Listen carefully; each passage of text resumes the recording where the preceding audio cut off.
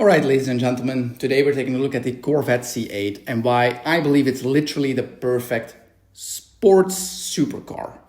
Because it has the supercar looks, but it's a sports car by price. And today we're taking a look at a few competitors to kind of decide, am I right or am I wrong? So what we're looking for is that supercar vibe, okay? So let's first take a look. They're selling a hell of a lot of these, over 30,000 a year, which is amazing. And I've just come back from Miami. I'm in San Francisco right now on a trip. Miami, you see them all over the place. Yeah, so after San Francisco, I'm flying out to Vegas for a couple days. I'm betting I'm going to see a lot of those too. So why is this the perfect super sports car? Is because of this. It's 70 grand new. It's 70 grand new. By the way, this spec is absolutely amazing. So kudos on that. So yeah, let's take a look at a few competitors. Before, of course, it's a V8. It's a big ass V8 and it's got 500, give or take horsepower. 8-speed transmission, always nice. You can bang through those gears. First competitor, I believe, is a Porsche Carrera S. Now, why I'll rule it out almost immediately? It's double the price, literally. Why the Carrera S though? Well, it is, similar in the power range. And why the 911, as a whole, is because it's also rear-engined. So you kind of get the same experience. Now, does this have the supercar vibe? No, this has the sports car vibe. Is it more special? To a degree, depending on what you want to really go for the vibe. Personally, I would prefer this, but I think in road presence, not presence, but kind of what you want out of a car, I think they're pretty much on the same level. Next up is the F-Type P450.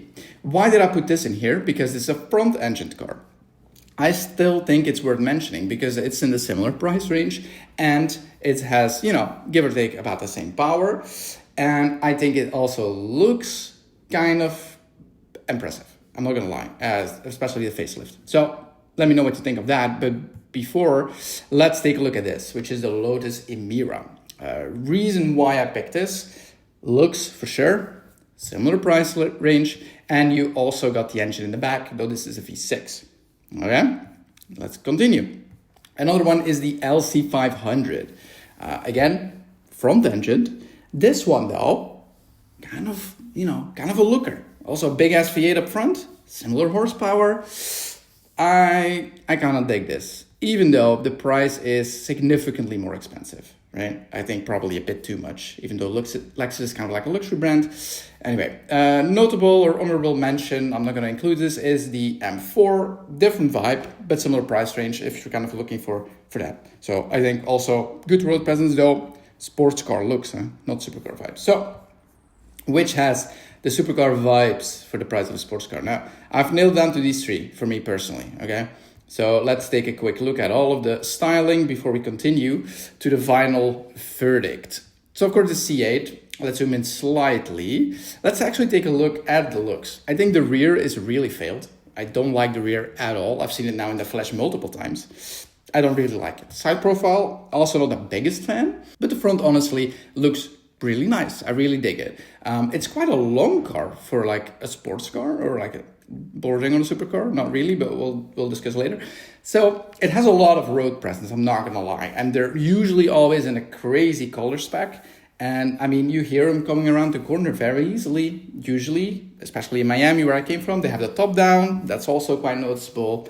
I kind of dig it. Okay, the front and the rear of the Jag are just amazing. This thing really stood the test of time, especially in the rear. Wait, I just noticed this is the old one, but the new one is kind of similar, so it doesn't really make any difference. The front, I think, looks amazing. So road presence, definitely less. And that brings us to the Lotus. Styling of Lotus really, really nailed it, I think, with this car. This is absolutely beautiful from the front and especially the rear. I think this looks very exotic. And this looks very well designed. So, quick look at the interior, because this is actually very important. I do not like the Corvette interior whatsoever. I really don't like it. The steering wheel is fine, but what I don't like is this. This is a cockpit vibe. This is supercar from the inside, but it's hella annoying. And not even supercar. Like this is like what kind of like hypercars sometimes do. Like they make this experience very, very like special in a way, but this is very annoying. I don't like the high ass console over here. Like you can't really interact with your passenger. And this is very, very like driver focused, which I guess is nice, but I mean, you're going to drive this thing on the road anyway. It's not really handy at all. If you put something in there, like your bag or whatever, you have to lift it over all the time. It's very uncomfortable for your passenger. I'm not a fan. The jack, I mean, it's outdated by now. This is the motor interior as well. I loved when GLR did this. They've now cutting that out for fully digital. Let's make a video on that soon, because this was actually really nice. I've interacted with it a couple of times. Besides that, it's fine. This is a bit old. Brings us to the Lotus. I mean, hell yeah. I think this is absolutely way more special than the Corvette, because look at this. This is like the Ferrari kind of stuff, right? You have the inserts in the leather, two-tone. And, this, to be fair, this has two-tone too, but this is a bit more stylishly done, I suppose, but that's based on the spec. This just feels a bit more special. Now, always with Lotus, this is a discussion point, right? Do you want a manual, yes or no? Personally, I don't. I don't think that's the modern supercar experience. Quick look at the price before we forget. 70 grand for the base, of course, for the Corvette. 80 for both the Jag and the Lotus. So to me, I mean, this is pretty obvious. These two are the winners, right? I think if you're looking for the supercar vibe on a sports car budget, these are the two that stand out. Depending on what you like, this is, I guess, a bit more like rah-rah, I'm a supercar. This is a bit more like I'm a gentleman who drives a supercar, in my opinion. So it is kind of what you think. So let me know already what you think, but got a couple of other options.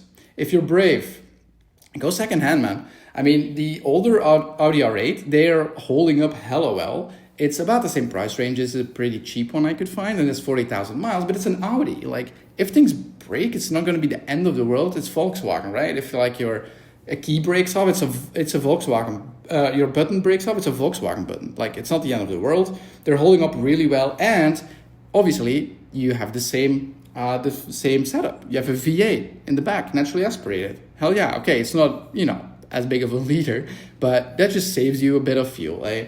So personally, I think this is a really good option. Now, if you're looking for another kind of vibe, also supercar vibes though, I mean, get a AMG GTS. This is sick. It's more modern. It's like almost 10 years older than this, younger rather than this one. Similar price range. It's a Merc, so little bit more expensive to fix, I guess, but it's not going to be the end of the world. And it has an 8-cylinder, though it's up front. But if you pull up with this, that's supercar vibes, 100%. Now, the last of the Are You Brave, before we get to the really brave, is the Aston Martin V8 Vantage. Now, this is an interesting one, right? Because this is already the new one. This is 2020, and they're for sale for 80 grand. That is actually mind-boggling. You can get an older one for cheaper, obviously. I went with this one, though, because, I mean, it is way more modern and kind of fits with the modern style. So if you put this next to the Corvette, I mean, it's a similar era, right?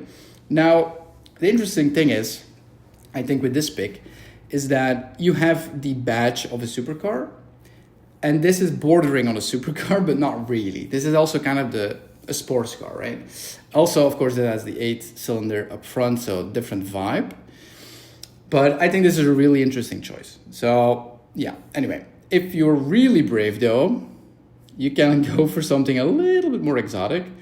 Like you can get a Gallardo for a little bit more expensive, I'm not going to lie. But you don't have to spec this thing up, right? It's spec'd, all the way. This has like the nice rims, red leather, the spoiler. I'm not sure if that came standard or not. But in any case, this has supercar looks and vibes, for sure. But 45,000 miles, yeah, you're a braver man or woman than me if you get this. Though it's a 10 cylinder in the back, that's gonna sound amazing. But yeah, if you're really, really, really brave, you can get a McLaren for that, the MP4. Again, similar price range of 50,000 miles. If this thing breaks, yikes. But definitely supercar vibes.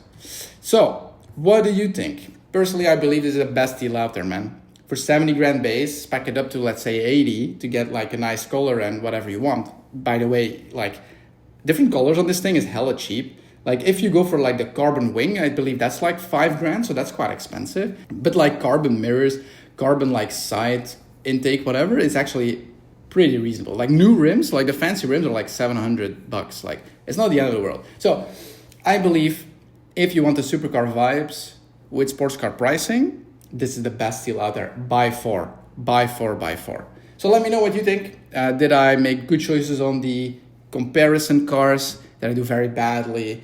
Did you like this or not? Let me know honestly, and you'll see you the next one. Bye-bye.